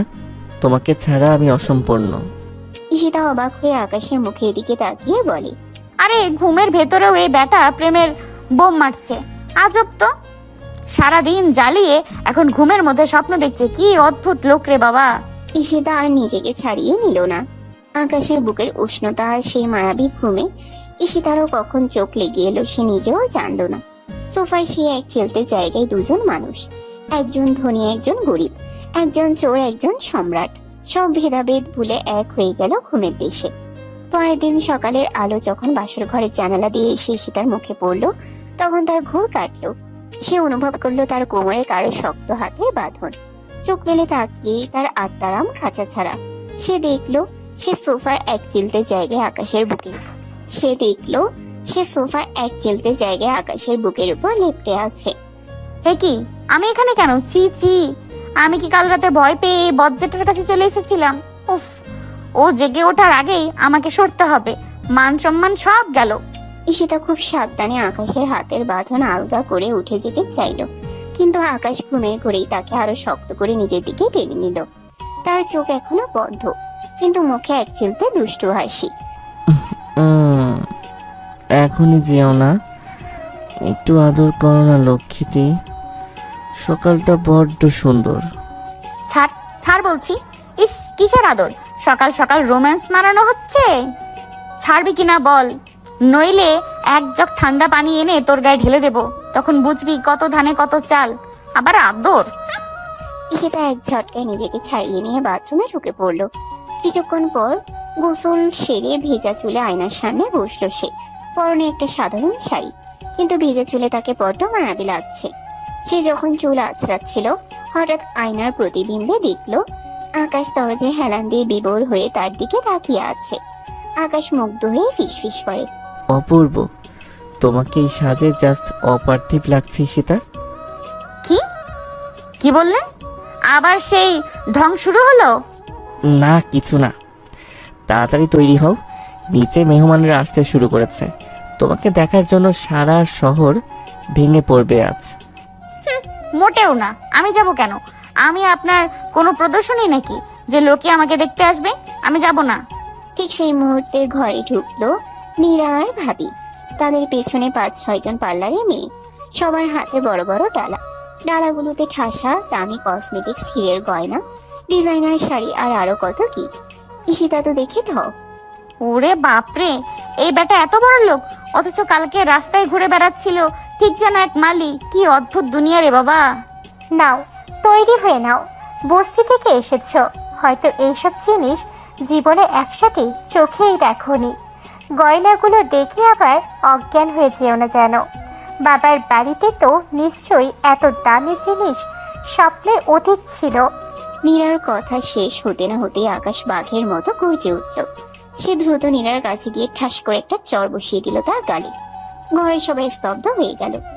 নীরা, খবরদার, ও আমার স্ত্রী, চৌধুরী বাড়ির বড় বউ।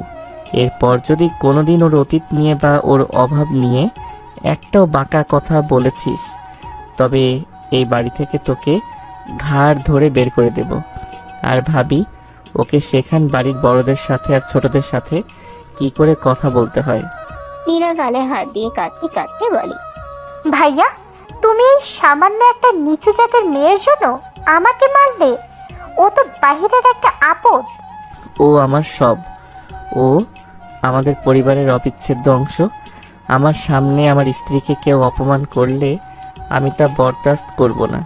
এখন এখান থেকে যা। নীরা রেগে ফুঁসতে ফুঁসতে ঘর থেকে বেরিয়ে গেল।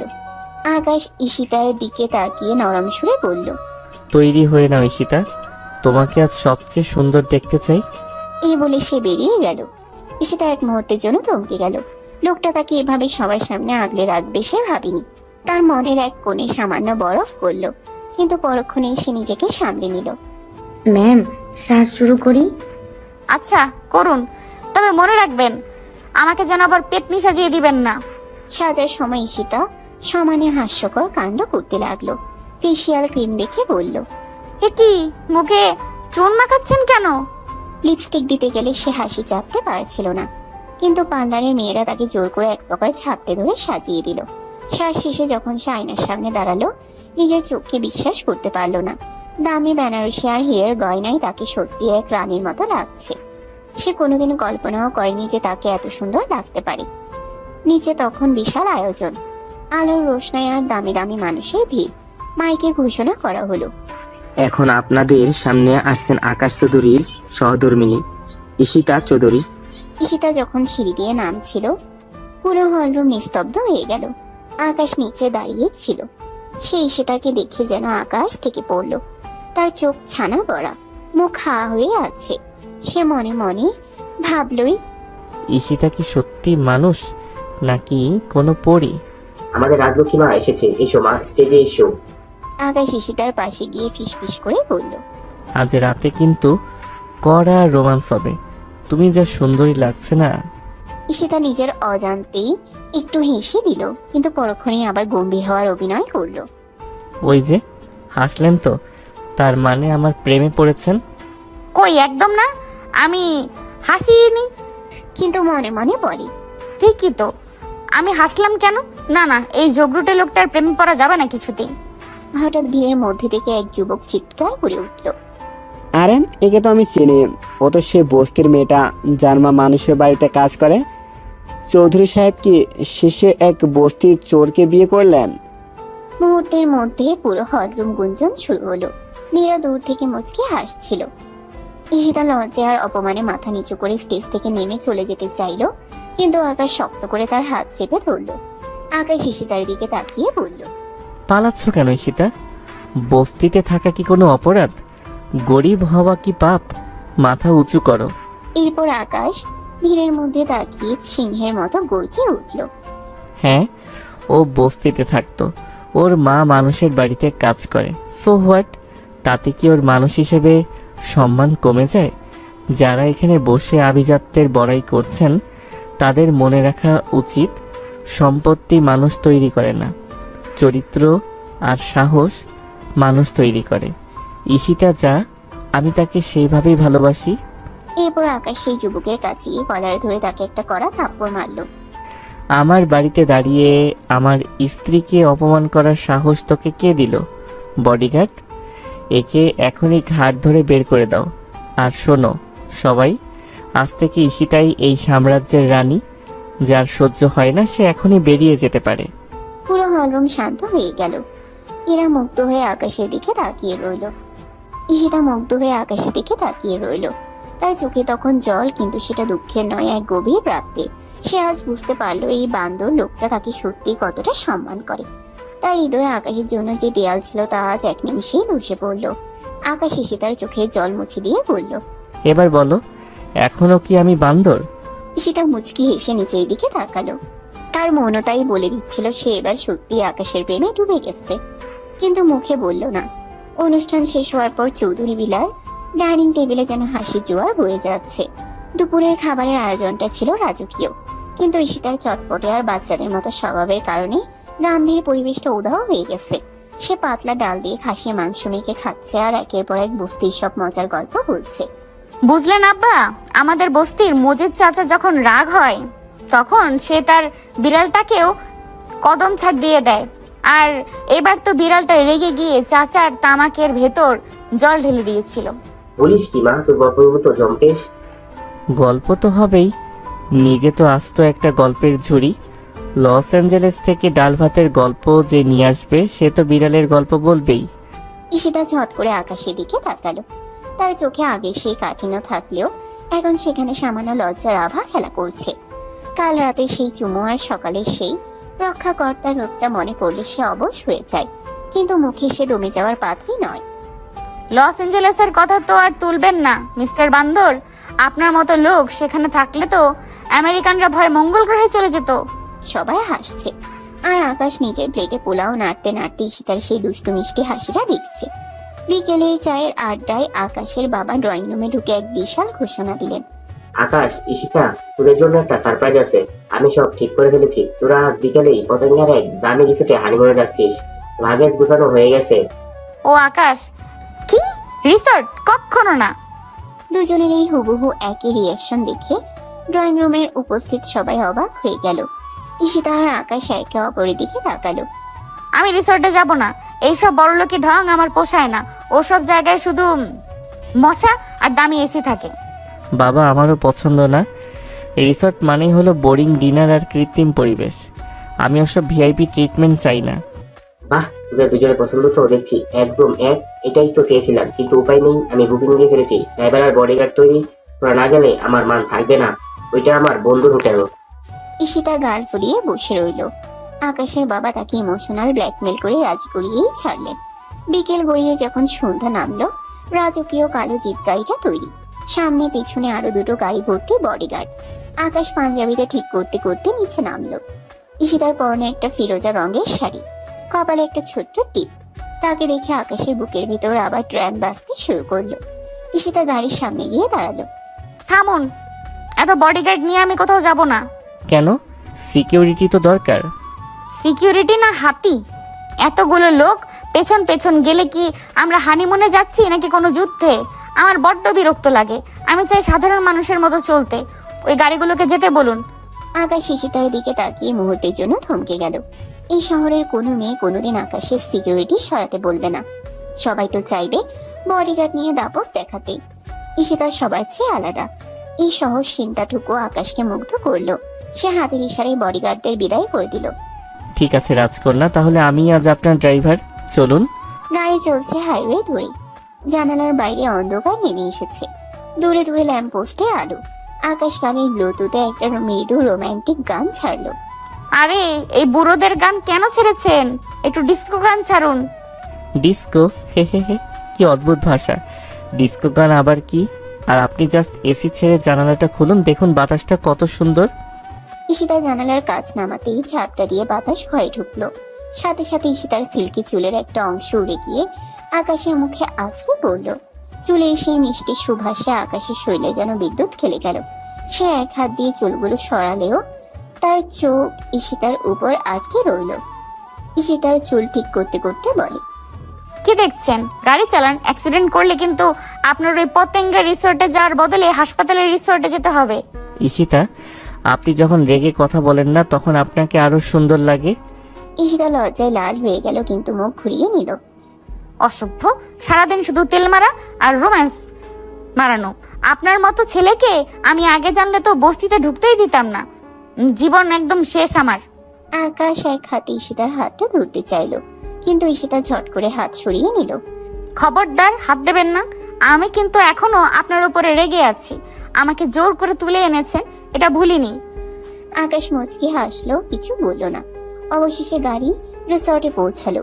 দামি রিসর্ট, চারপাশটা নীল আলোয় সাজানো। আকাশ গাড়ি থেকে নামতেই ম্যানেজার থেকে শুরু করে ওয়েটাররা এক সারি হয়ে দাঁড়িয়ে গেল। Welcome mister Akash Chowdhury. Welcome ma'am, আপনার সুইট রুম রেডি। কোনো সমস্যা হলে আমাদের বলবেন। ওরে বাপরে, এরা কি রোবট নাকি? সবাই কেমন রোবটের মতো বাঁকা হয়ে আছে। ঈশিতা নিজের ব্যাগটা নিজেই নিয়ে হাঁটতে লাগলো।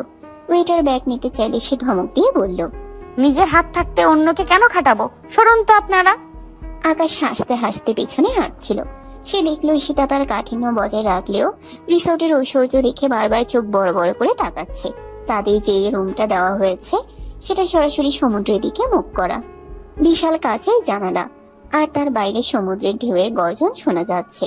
ফ্রেশ হয়ে ঈশিতা যখন বারান্দায় দাঁড়ালো, দেখলো আকাশের সাদা টি শার্ট আর ট্রাউজার পরে পাশে এসে দাঁড়িয়েছে। ঈশিতা, এই যে সমুদ্র দেখছেন না, এর চেয়েও গভীর আমার ভালোবাসা আপনার জন্য। আবার শুরু হলো? ওই সমুদ্রের ঢেউয়ের মতো আপনার ভালোবাসাও কিন্তু দুম করে চলে যায়। আমি আপনার ওই হীরের হারের কথা ভুলিনি। আকাশ ঈশিতার একদম কাছে এসে বলে, হারটা নকল হতে পারে, কিন্তু আপনার এই রাগটা তো আসল। আজ এই রিসর্টে আমরা আর মালিক মালি নই ঈশিতা, আমরা শুধু দুজন মানুষ। ঈশিতা আকাশের চোখের দিকে তাকালো। আকাশের চোখে এক অদ্ভুত নেশা। ঈশিতা সরে যেতে চাইলেও আকাশের বলিষ্ঠ ব্যক্তিত্ব তাকে চুম্বকের মতো আটকে রাখছে। সে মনে মনে বলছে, না ঈশিতা, এই লোকটার মায়ায় পড়িস না। ও অনেক বড় লোক, ও অনেক চতুর। কিন্তু ঈশিতার হৃদয় স্পন্দন তাকে বলছে অন্য কথা। আমি ফ্রেশ হতে যাচ্ছি, আপনি সোফায় শোবেন, মনে থাকে যেন। আকাশ শুধু মুচকি হাসলো। সে জানে সমুদ্রের গর্জন যেমন থামানো যায় না, ঈশিতার হৃদয়ে তার প্রতি জন্ম নেওয়া প্রেমও এখন আর থামানো যাবে না। ঈশিতা ফ্রেশ হয়ে বেরিয়ে এলো। পরনে একটা হালকা গোলাপি রঙের সালোয়ার কামিজ। ভেজা চুলগুলো পিঠের উপর ছড়িয়ে আছে। সে আয়নার সামনে দাঁড়িয়ে নিজের গাল দুটো একটু টিপে দেখলো। লস অ্যাঞ্জেলেসের সেই কাল্পনিক রাজকন্যার চেয়ে এই রক্ত মাংসের ঈশিতা আজ অনেক বেশি সুন্দরী লাগছে। হঠাৎ আয়নায় দেখলো আকাশ পেছনে দাঁড়িয়ে মুচকি হাসছে। ঈশিতা ঝট করে ঘুরে দাঁড়ায়। আবার আবার পেছনে এসে চোরের মতো দাঁড়িয়ে থাকা? আপনার কি কোনো কাজ নেই, শুধু আমার দিকে তাকিয়ে থাকা ছাড়া? কাজ তো অনেক আছে ঈশিতা, যেমন এই মুহূর্তে আপনাকে এই বারান্দা থেকে তুলে নিয়ে সমুদ্রে ফেলে দেওয়া। কি এত সাহস? আমাকে সমুদ্রে ফেলবেন? আমি কিন্তু সাঁতার জানি না। ডুবে গেলে, মরে গেলে পুলিশ আপনাকে ছাড়বে না। আকাশ হাসতে হাসতে কাছে এসে বলে, আরে বাবা, রসিকতা করছিলাম, আপনি তো রসিকতাও বোঝেন না। চলুন নিচে যাই, ডিনারের ব্যবস্থা হয়েছে সমুদ্রের একদম পাড়ে। রিসর্টের কর্মীরা সমুদ্রের বালুর উপর একটা ছোট তাঁবু খাটিয়েছে। চারপাশে মোমবাতি আর মৃদু আলো। মাঝখানে টেবিল সাজানো দামি সব সামুদ্রিক খাবারে। আকাশ আর ঈশিতা মুখোমুখি বসলো। ঈশিতা টেবিলে কাঁকড়া আর লবস্টার দেখে মুখ বাঁকিয়ে বলে, ওরে বাবা রে, এগুলো কি জ্যান্ত নাকি? এগুলো মানুষ খায়? আমাকে ডাল ভাত দিন, নয়তো আমি এখান থেকে এক্ষুনি বস্তিতে ফিরে যাব। আকাশ চুপচাপ একটা লবস্টার ছাড়িয়ে ঈশিতার মুখে তুলে ধরতে চাইলো। একবার খেয়ে দেখুন না, লস অ্যাঞ্জেলেসের রাজকন্যারা তো এগুলোই খায়। ঈশিতা হাত ছড়িয়ে দিয়ে বলে, খবরদার ওসব পচা মাছ আমার মুখে দেবেন না, আমি নিজেই খাচ্ছি। ঈশিতা চামচ দিয়ে ট্রাই করতে গিয়ে বিপত্তি বাঁধালো। একটা বড় কাঁকড়ার পা কাটতে গিয়ে সেটা ছিটকে গিয়ে পড়লো পাশের টেবিলের এক দামি ফরেনার টুরিস্টের গায়ে। ঈশিতা জিভে কামড় দিয়ে তাকালে আকাশ হেসে কুটিপাটি। ঈশিতা আকাশকে ধমক দিয়ে বলে, হাসছেন কেন? ওটা তো আপনার দিকেই যাচ্ছিল। ভাগ্য ভালো লোকটার গায়ে পড়েছে। আপনি না থাকলে আমার জীবনটা কত বোরিং হতো ঈশিতা। এই যে এত কাণ্ড করছেন, এটাই তো আসল জীবন। ঈশিতা চুপ হয়ে গেল। ডিনার শেষ করে তারা যখন নির্জন সমুদ্র সৈকত ধরে হাঁটছিল, হঠাৎ 4-5 জন মাতাল যুবক তাদের পথ আটকে দাঁড়ালো। তারা ঈশিতার দিকে কুদৃষ্টিতে তাকাতে লাগলো। ওরে ভাই, দেখ কি মাল, আর সাথের মালটা তো দেখি একা একাই সব দামি জিনিস ভোগ করছে। আমাদের একটু ভাগ দিলে কি হয়? ঈশিতা ভয়ে আকাশের পিঠের পেছনে গিয়ে লুকালো। সে যদিও চটপটে, কিন্তু এই পরিস্থিতিতে তার হাত পা কাঁপছে। আকাশ শান্তভাবে ঈশিতার হাতটা শক্ত করে ধরলো। তোমরা হয়তো জানো না তোমরা কার সামনে দাঁড়িয়ে আছো। আমার স্ত্রীর দিক থেকে নজর সরাও, নইলে সমুদ্রের পানি আজ লাল হয়ে যাবে। আরে কোটিপতি মানুষ তো শুধু চেক সই করতে জানে, মারামারি কি আর জানে? আয় দেখি। মাতাল যুবকটি যখন ঈশিতার দিকে হাত বাড়াতে গেল, আকাশ এক নিমিষে তার কবজি ধরে মট করে ঘুরিয়ে দিল।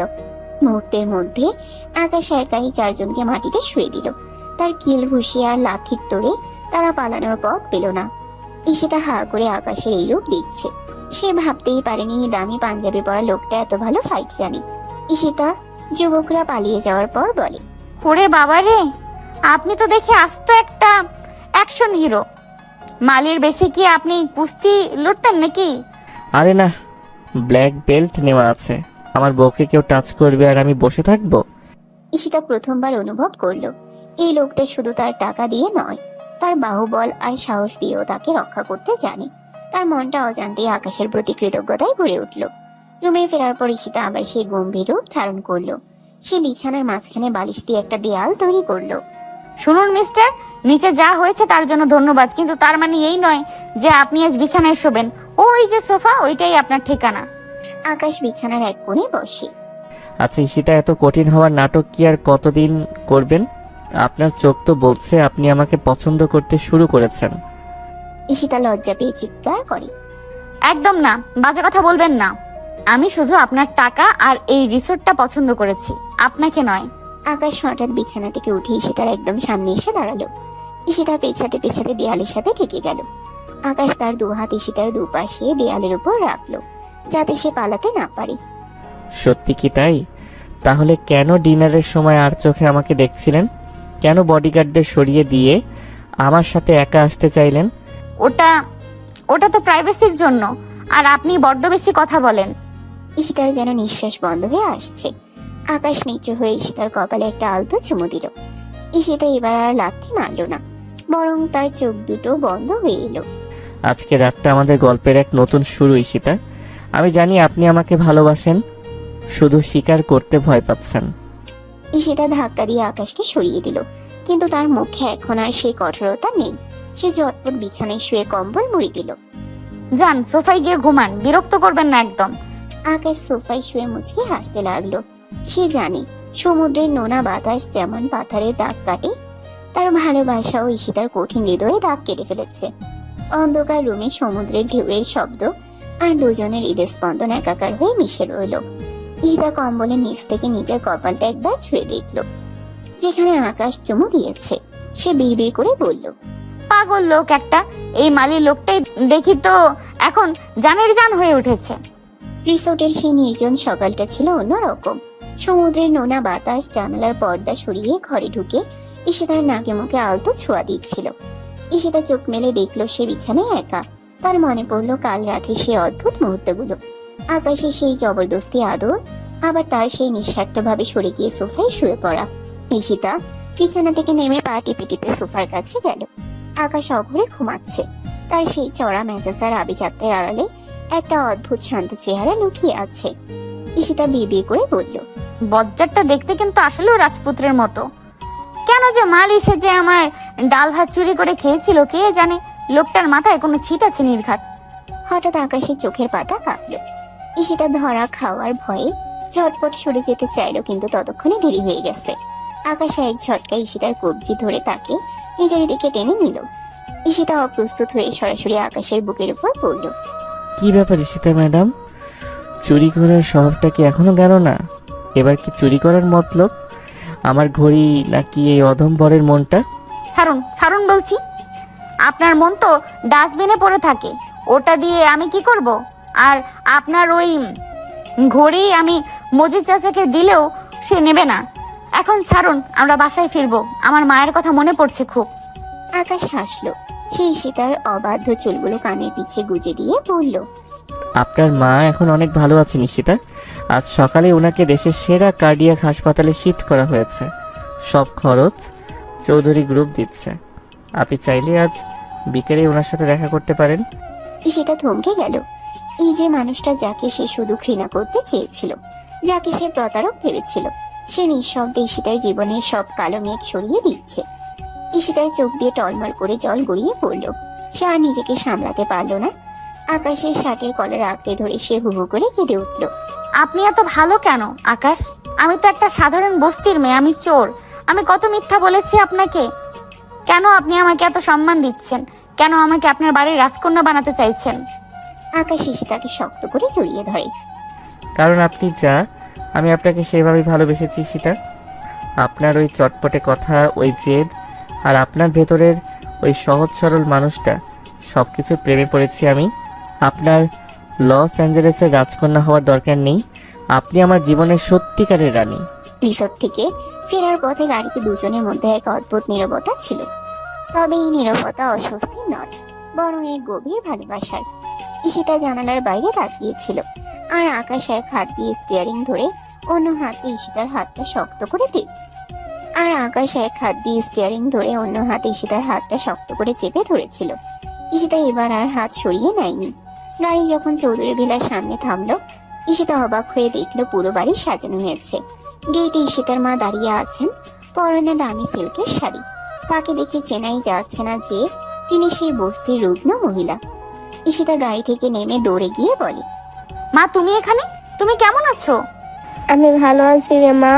জামাই বাবা আমাকে এই কয়দিন যা সম্মান আর আদর দিয়েছে তা আমি 7 জন্মেও কল্পনা করতে পারিনি। আরে সীতা, তুই বড়ই ভাগ্যবতী রে। এমন হিরেটুকু ছেলে হাজারে একটা মিলে না। বাড়ির ভেতরে ঢুকতেই নীরার ভাবি এগিয়ে এলো। নীরার চোখে আজ আর ঘৃণা নেই, আছে এক বুক মমতা। সে ঈশিতার 2 হাত ধরল। ভাবি, আমাদের মাফ করে দিও। আমরা শুধু তোমার অভাব আর অতীত দেখেছিলাম, তোমার এই বিশাল মনটা দেখিনি। ভাইয়া ঠিকই বলেছিল, রাজকন্যা জন্মাতে হয় না, রাজকন্যা হয়ে উঠতে হয়। আর তুমি আমাদের বাড়ির সবচেয়ে যোগ্য রাজকন্যা। ঈশিতা হাসলো। তাই সেই মিথ্যে চৌধুরী গ্রুপের উত্তরাধিকারিণী হওয়ার আর প্রয়োজন নেই। সে আজ সত্যি একটি বিশাল হৃদয়ের পরিবারের অবিচ্ছেদ্য অংশ। বিকেল গড়িয়ে সন্ধ্যা নামলো। আকাশের বাবা মা, ঈশিতার মা সবাই মিলে বাগানে বসে গল্প করছেন। আকাশ আর ঈশিতা বারান্দায় দাঁড়িয়ে সে দৃশ্য দেখছে। আকাশ পেছন থেকে ঈশিতাকে জড়িয়ে ধরলো। তো ঈশিতা ম্যাডাম, আপনার পরবর্তী প্ল্যান কি? আবার কোনো পাওনাদারকে ভয় দেখানোর নাটক করবেন নাকি? ভাবছি আপনার ওই বিশাল ব্যবসাটা আমি দখল করব, তারপর আপনাকে মালি বানিয়ে সারাদিন রোদে দাঁড় করিয়ে রাখবো। আমি তো রাজি, তবে আমার একটা শর্ত আছে। কি শর্ত? প্রতিদিন সকালে আপনাকে সেই বস্তির স্টাইলে আলু ভর্তা আর পাতলা ডাল দিয়ে ভাত মেখে আমাকে খাওয়াতে হবে। ওই সাধারণ খাবারের যে স্বাদ তা আমার এই কোটি টাকার বুফেতেও নেই। আচ্ছা বাবা, রাজপুত্রের জন্য আলু ভর্তাই সই, কিন্তু শুনুন, আপনি কি সত্যি আমাকে ভালোবাসেন? আকাশ ঈশিতার নাকে একটা আলতো কামড় দিয়ে বলে, আপনি কারো মতো নন ঈশিতা। আপনি শুধু আপনি। আপনার ওই জেদ, ওই পাগলামি আর ওই অদ্ভুত হাসি, এই সবই আমাকে পাগল করে দেয়। সূর্য ডুবে অন্ধকার ঘনিয়ে এলো। আকাশে এক ফালি চাঁদ উঠেছে। ঈশিতা আকাশের কাঁধে মাথা রাখলো। সে অনুভব করলো জীবনের আসল সার্থকতা ঐশ্বর্যে নয়, বরং এমন একজনের পাশে থাকাই যে আপনাকে আপনার সমস্ত খামতি সহ গ্রহণ করতে পারে। আকাশ, আপনি কি জানেন, আমি যখন প্রথম আপনার শার্টের কলার ধরে টেনেছিলাম তখন একবারও ভাবিনি এই শার্টের নিচে এত বড় একটা হৃদয় আছে। আর আমি যখন আপনার ওই ছেঁড়া ব্যাগ আর আঠা দিয়ে লাগানো জুতো দেখেছিলাম তখন বুঝেছিলাম এই মেয়েটা অভাবী হতে পারে, কিন্তু ওর সাহস আকাশ ছোঁয়া। দুজনের হাসি রাতে নিস্তব্ধতাকে ছাপিয়ে গেল। চৌধুরী প্রাসাদে আজ আর কোনো মিথ্যে রাজকন্যা নেই, আছে এক সত্যিকারে ভালোবাসার জায়গা।